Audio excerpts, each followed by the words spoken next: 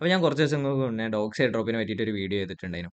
Dogs air drop officially 14-ാം തീയതി തീർന്നിട്ടുണ്ട്. അപ്പോൾ ഇനി നമുക്ക് ഡോഗ്സ് ഉണ്ടാക്കാൻ കഴിയില്ല. ഇനിയിപ്പോൾ ഡോഗ്സ് ക്ലെയിം ചെയ്യാനുള്ള ഒരു ഓപ്ഷൻ വന്നിട്ടുണ്ട്.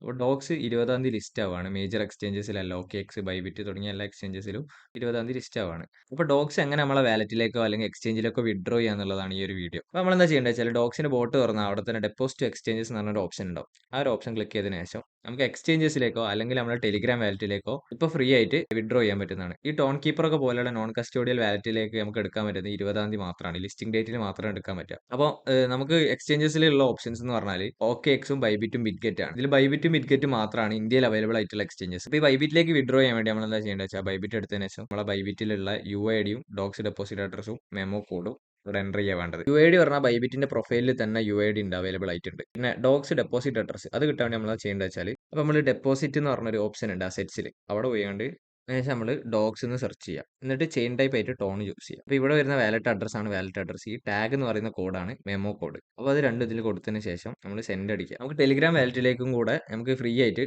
ഫീസ് ഒന്നും കൊടുക്കാണ്ട് വിഡ്രോ ചെയ്യാനുള്ള ഓപ്ഷൻ ഉണ്ട്. അപ്പോൾ ടെലിഗ്രാം വാലറ്റിലേക്ക് ഡോഗ്സ് എടുക്കണ ജസ്റ്റ് ഒരു വെരിഫിക്കേഷൻ പ്രോസസ് ഉണ്ട്. നമ്മളിവിടെ നമ്മുടെ ഫസ്റ്റ് നെയിമും ലാസ്റ്റ് നെയിമും ഡേറ്റ് ഓഫ് ബർത്തും കൊടുത്തിട്ട് നമുക്ക് വെരിഫൈ ചെയ്ത് കഴിഞ്ഞാൽ നമ്മുടെ വാലറ്റിലേക്ക് ഫണ്ട് പ്രോസസ് ആവും. ഈ ക്ലെയിം ആയ ഡോഗ്സ് എന്തായാലും 20-ാം തീയതിക്ക് മുന്നേ തന്നെ നമ്മുടെ അക്കൗണ്ടിലേക്ക് എത്തും. മേ ബി ചിലപ്പോൾ 20-ാം തീയതി ലിസ്റ്റിംഗ് ടൈമിലായിരിക്കും എത്തുക. എന്തായാലും ആ ഒരു ടൈം ആകുമ്പോൾ എത്തും. അപ്പം തന്നെ നമുക്ക് സെല് ചെയ്തിട്ട് അത് USDT മാറ്റാൻ പറ്റും.